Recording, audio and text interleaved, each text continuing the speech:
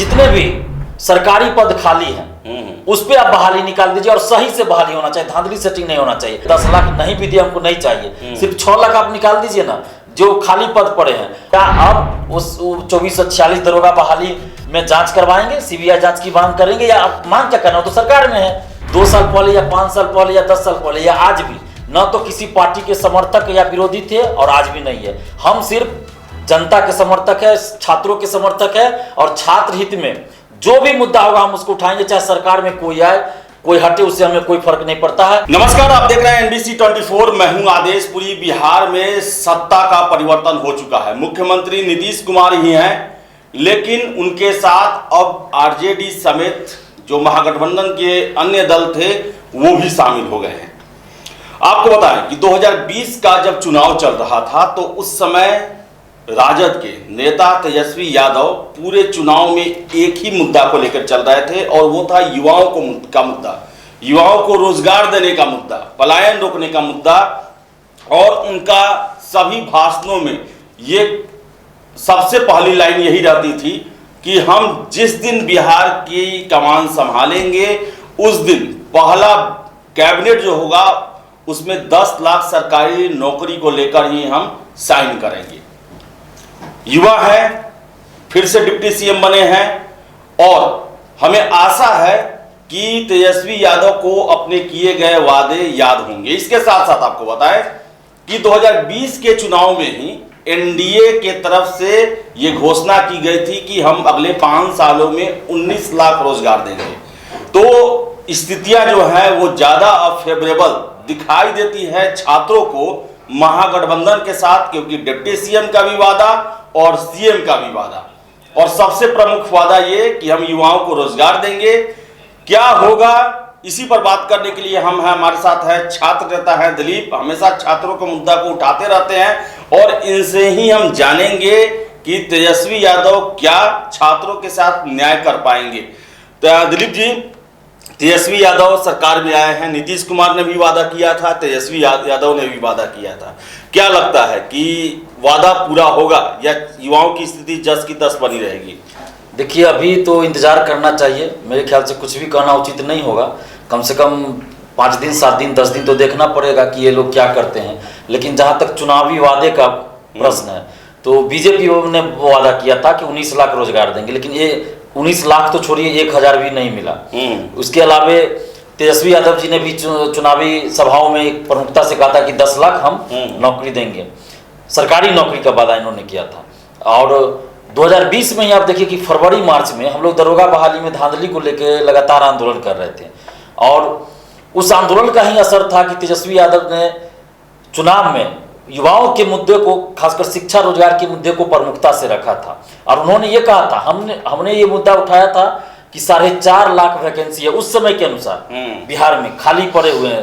तेजस्वी यादव ने भी हूबहू यही कहा था कि 4.5 लाख खाली पद हैं और बाकी जो है हम सृजित करेंगे और 10 लाख युवाओं को नौकरी देंगे, सरकारी नौकरी देंगे।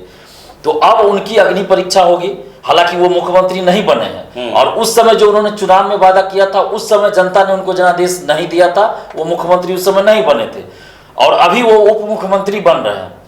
वही तो उप मुख्यमंत्री है, नहीं 10 लाख तो कम से कम 5 लाख भी दे, नहीं हम जो खाली है उसे ही भरवा दे। देखिए, उस समय भी हम ये नहीं कह रहे थे किसी से कि आप 10 लाख या 20 लाख नौकरी दीजिए। हम सिर्फ इतनी मांग उस समय भी कर रहे थे कि जितने भी सरकारी पद खाली हैं उस पे आप बहाली निकाल दीजिए और सही से बहाली होना चाहिए, धांधली सेटिंग नहीं होना चाहिए।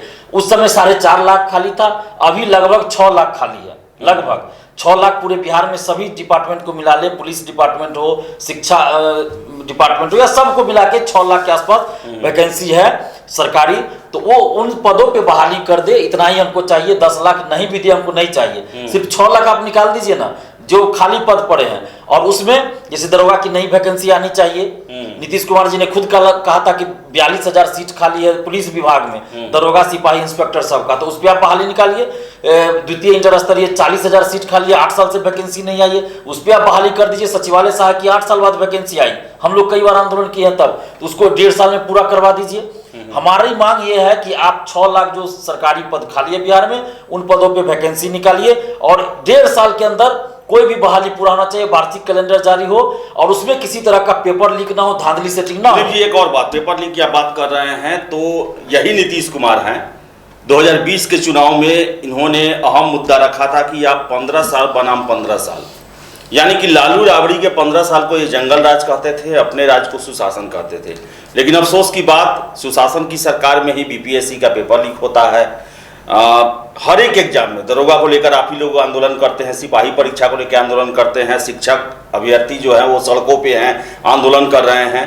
क्या लगता है कि बीपीएससी का जो जांच चल रहा है, क्या व्यवस्थाएं सुचारू चलेंगी या वैसी ही बनी रहेगी और आरजेडी आज कल विरोध करती थी और आज नीतीश का पक्ष लेंगी? देखिए स्वाभाविक है, जब आरजेडी अभी नीतीश जी के साथ सरकार में है तो विरोध करेगी नहीं। बीजेपी कल तक नीतीश जी को विकास पुरुष कह रही थी, अब विनाश पुरुष कहेगी। तो ये तो राजनीतिक चलता रहता है। यही नीतीश कुमार है, जब 2015 में आरजेडी के साथ थे तो आरजेडी के लिए विकास पुरुष थे, बीजेपी के लिए विनाश पुरुष हो गए।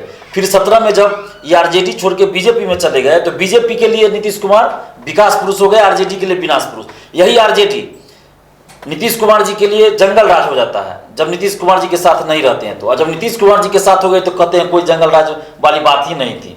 तो ये सब राजनीतिक इन लोग का है। तो दिखता है कि इन लोग को सिर्फ कुर्सी से मतलब है, बाकी बिहार की जनता से, बिहार के हित से मतलब नहीं है। और जहां तक पेपर लीक की बात है तो मैं आज भी कह रहा हूं, 1 महीना पहले भी मैंने कहा था, 10 दिन पहले भी कहा था, 2 महीना पहले भी कहा था कि बीपीएससी पेपर लीक पे सभी बिहार के कोई भी नेता सामने नहीं आए, सभी नेता चुप थे।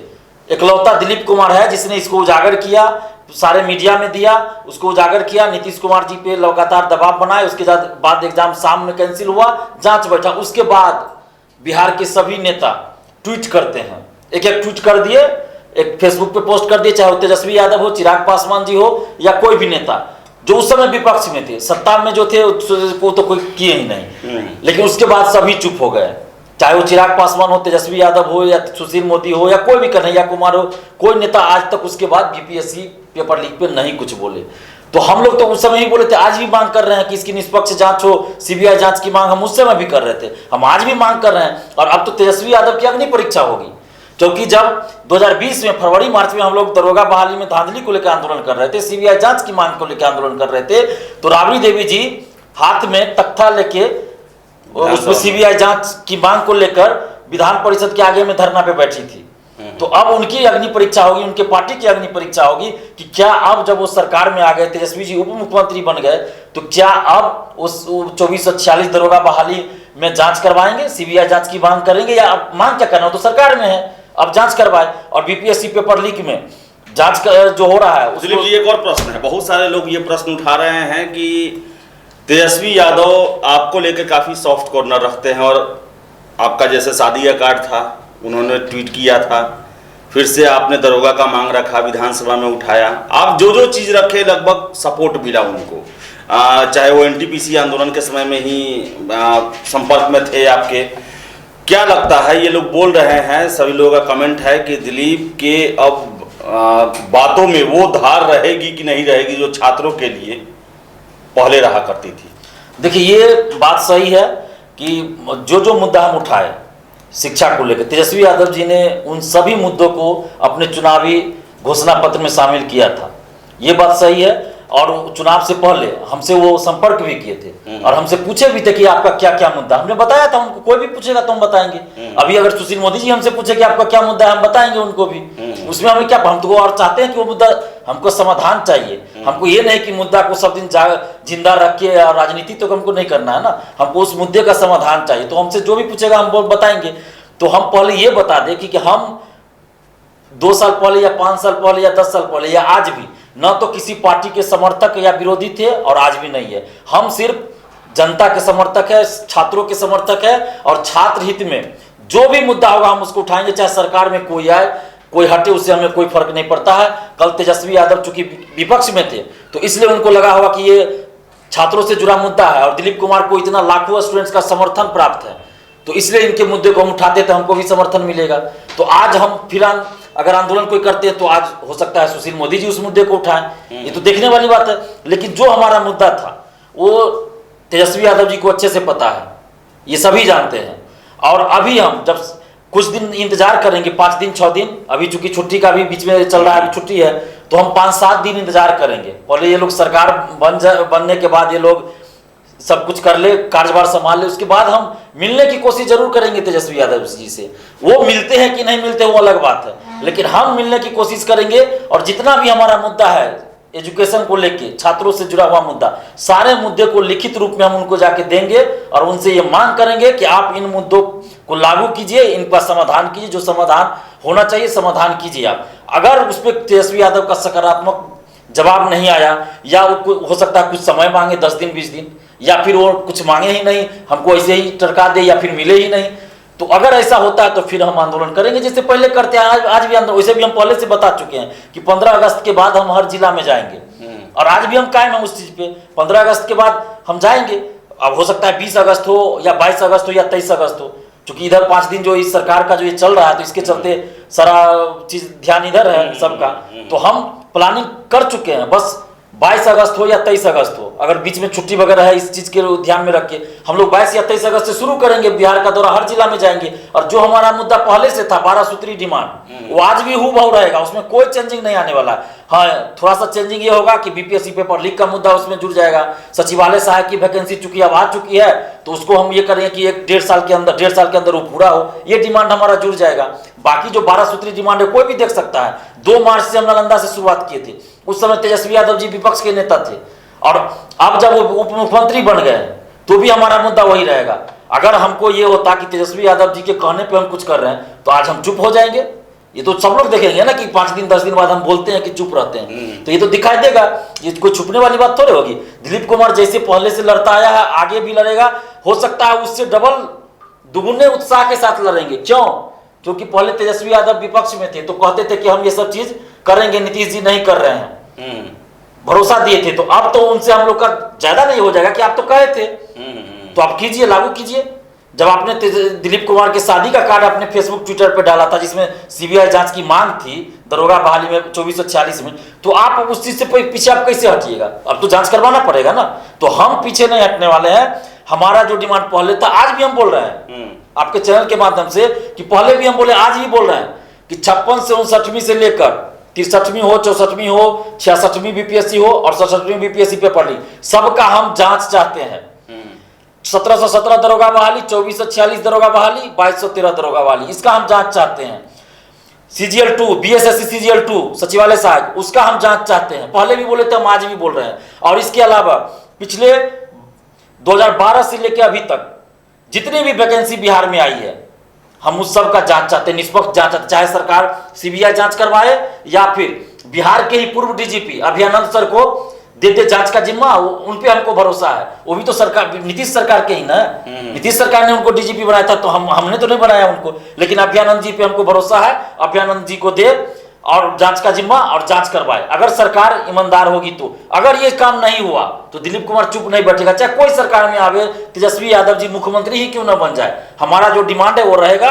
और एक बात और, ये जो बीपीएसएससी दरोगा बहाली का जो चेयरमैन सुनीत कुमार है, बीपीएससी का परीक्षा नियंत्रक अमरिंदर कुमार है, सीएसबीसी का चेयरमैन केएस दुबे, ये सारा लोग जो है आरसीपी सिंह का आदमी है। और हम 2017 से ये बात कहते आ रहे हैं कि आरसीपी टैक्स बिहार में चलता है, ट्रांसफर पोस्टिंग धांधली सेटिंग होता है, प्रतियोगी परीक्षा, इन सबको हटाया जाए। तेजस्वी यादव भी सबसे पहले इन सबको पद पे हटाया जाए। जब तेजस्वी यादव भी खुद ये बात बोलते थे आरसीपी टैक्स, तो आज जब आरसीपी टैक्स देकर जो लोग चेयरमैन बने हुए हैं उनको तो हटाना पड़ेगा सबसे पहले।